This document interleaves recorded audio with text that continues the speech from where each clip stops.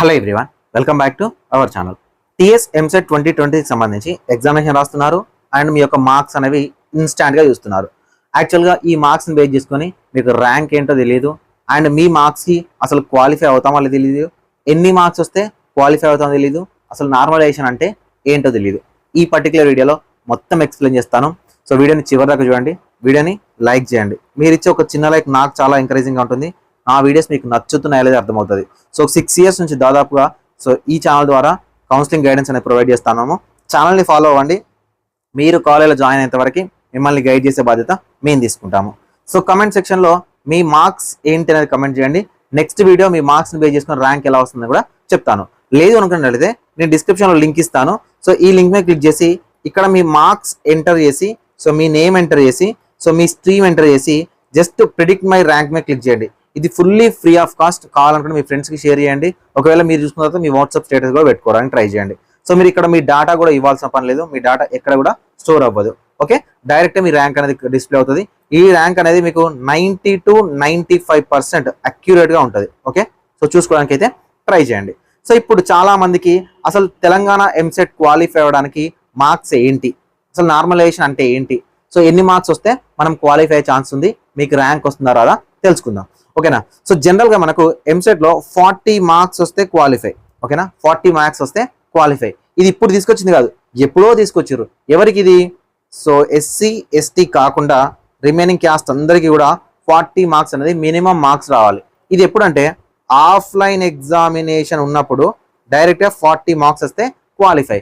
కానీ ఆఫ్లైన్ కాస్త మనకి ఏమైంది, సిబిటి మెథడ్ అయింది, కంప్యూటర్ బేస్డ్ టెస్ట్ అయింది. సో ఈ కంప్యూటర్ బేస్డ్ టెస్ట్ వచ్చిన దగ్గర నుంచి వీటిని నార్మలైజేషన్గా మార్చారు. ఓకేనా, నార్మలైజేషన్లో కూడా మనకు 40 మార్క్స్ అనేవి రావాలి. సార్ నార్మలైజేషన్లో 40 మార్క్స్ ఏంటి సార్? ఇప్పుడు నేను ఎగ్జామినేషన్ రాశాను, నాకు డైరెక్ట్గా మార్క్స్ అనేవి డిస్ప్లే అయ్యాయి. ఎన్ని మార్క్స్ డిస్ప్లే అయ్యాయి? నాకు 40 మార్కులు వచ్చాయి సార్. డైరెక్ట్ నాకు 40 మార్కులు అనిపిస్తున్నాయి, నేను క్వాలిఫై అవుతానా? నాకు 39 మార్క్స్ వచ్చాయి, నేను క్వాలిఫై అవుతానా? నేను 38 మార్క్స్ వచ్చాయి, నేను క్వాలిఫై అవుతానా? సో ఇవన్నీ కూడా వీటిని రా మార్క్స్ అంటారు. రా మార్క్స్ అంటారు అంటే నీకు 160 అవుట్ ఆఫ్లో ఈ మార్క్స్ అనేవి వచ్చాయి. మరి నార్మలైజేషన్ అంటే ఏంటి అని అంటే, సో ఇప్పుడు ఒక షిఫ్ట్ ఉంది. ఫర్ ఎగ్జాంపుల్ 10th మే రోజున ఒక ఎగ్జామినేషన్ జరిగింది అనుకుందాం, లేదు మనకు 9th మే రోజున ఎగ్జామ్ జరిగింది అనుకున్నాం. సో 3 షిఫ్ట్లు జరిగితే, సో ఈ 3 షిఫ్ట్లలో ఒక పేపర్ అని టఫ్గా రావచ్చు, ఒక పేపర్ ఈజీగా రావచ్చు, ఒక పేపర్ మోడరేట్గా రావచ్చు. సో కాబట్టి స్టూడెంట్స్కి అన్యాయం జరిగినట్టు అవుతుంది కదా. ఒక షిఫ్ట్లో టఫ్ వచ్చి వానికి మార్కులు తక్కువ వస్తాయి, ఒక షిఫ్ట్లో ఈజీ వచ్చి వానికి మార్కులు ఎక్కువ వస్తాయి. కాబట్టి నార్మలైజేషన్ మీన్స్ సో ఈ 3 షిఫ్ట్స్ కలిపి, ఓకేనా, ఈ 3 షిఫ్ట్ కలిపి అండ్ ఆల్ ఓవర్ అన్ని డేస్లో కలిపిన ఎగ్జామినేషన్స్ అన్ని షిఫ్ట్స్ కలిపి నార్మలైజ్ చేస్తారు. నార్మలైజ్ అంటే ఒకటే డిఫికల్టీ లెవెల్కి మార్చుతారు అనమాట. ఒకటే డిఫికల్టీ లెవెల్కి మార్చడాన్ని నార్మలైజేషన్ అంటారు. ఈ నార్మలైజేషన్లో మ్యాక్సిమం మార్క్స్ అనేవి ఇంక్రీజ్ అవుతాయి, కొన్ని కేసెస్లో డిక్రీజ్ కూడా అవుతాయి. ఓకేనా, కొన్ని కేసెస్లో డిక్రీజ్ కూడా అవుతాయి. అయితే ఏ కేసులో డిక్రీజ్ అవుతాయి, ఏ కేసులో ఇంక్రీజ్ అవుతాయి అనేది మనం ఇప్పుడే చెప్పలేము, రిజల్ట్ వచ్చిన తర్వాతనే చూసుకోవాల్సి వస్తుంది. సో ఈ కేసులో నార్మలైజేషన్లో ఇప్పుడు నాకు 40 మార్కులు వచ్చాయి అనుకోండి, +5 మార్క్స్ యాడ్ చేసుకోండి మ్యాక్సిమం. ఓకేనా, +5 మార్క్స్ యాడ్ చేసుకోండి. సో ఫర్ ఎగ్జాంపుల్ నీకు 39 మార్క్స్ వచ్చాయి, +5 మార్క్స్ యాడ్ చేసుకోండి. నీకు 38 మార్క్స్ వచ్చాయి, +5 మార్క్స్ యాడ్ చేసుకోండి. సో ఈ లెక్కన 35+ రా మార్క్స్ ఉన్న స్టూడెంట్స్ ఎవరైతే ఉన్నారో వీళ్ళు మీరు క్వాలిఫై అవ్వడానికి ఛాన్సెస్ అనేవి ఉంటాయి. ఓకేనా, 40 మార్క్సే క్వాలిఫై, కానీ రా మార్క్స్ కాదు, నార్మలైజ్డ్ మార్క్స్ క్వాలిఫై అనమాట. ఓకేనా, నార్మలైజ్డ్ మార్క్స్ క్వాలిఫై. సో కాబట్టి 35+ మార్క్స్ మీకు వచ్చినా కూడా నార్మలైజేషన్లో మీకు 40 మార్క్స్ వస్తేనే మీరు ఎంసెట్లో క్వాలిఫై అవుతారు, మీకు ర్యాంక్ వస్తుంది. సో మీరు కౌన్సిలింగ్కి ఎలిజిబుల్ అవుతారు. ఎవరు? OC, EWS, BCA, BCDE. ఓకేనా, SC ST candidates, so SC కానీ ఎస్టీ క్యాండిడేట్స్ కానీ ఎవరైతే ఉన్నారో వీళ్ళకి క్వాలిఫైయింగ్ మార్క్స్ అనేవి ఉండవు.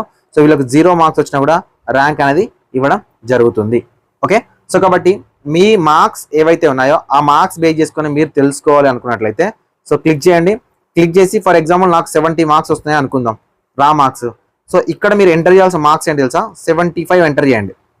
ఓకేనా, 75 ఎంటర్ చేయండి. సో మీ నేమ్ ఎంటర్ చేయండి, సో స్ట్రీమ్ ఎంటర్ చేయండి. ఫర్ ఎగ్జాంపుల్ నేను 75 అని ఎంటర్ చేస్తా ఉన్నాను. ఓకేనా, సో నా పేరు ఇస్తున్నాను అండ్ అగ్రికల్చర్ ఇస్తున్నాను, ప్రిడిక్ట్ మై ర్యాంక్ మీద క్లిక్ చేస్తున్నాను. సో ఈ విధంగా బై డిఫాల్ట్గా మీ నేము, మీ రిజల్ట్స్ రెడీ, మీకు ఖచ్చితంగా మీ ర్యాంక్ ఏంటి అనేది చూపిస్తుంది. సో ఇది ఒక 90 to 95% పర్ఫెక్ట్గా ఉండొచ్చు. ఓకేనా, సో ఈ విధంగా మీ ర్యాంక్ అనేది చెక్ చేసుకోవచ్చు. మీ ఫ్రెండ్స్ ఎవరంటే వాళ్ళకు కూడా ఈ వీడియోని తప్పకుండా షేర్ చేయండి. Thank you for watching this video.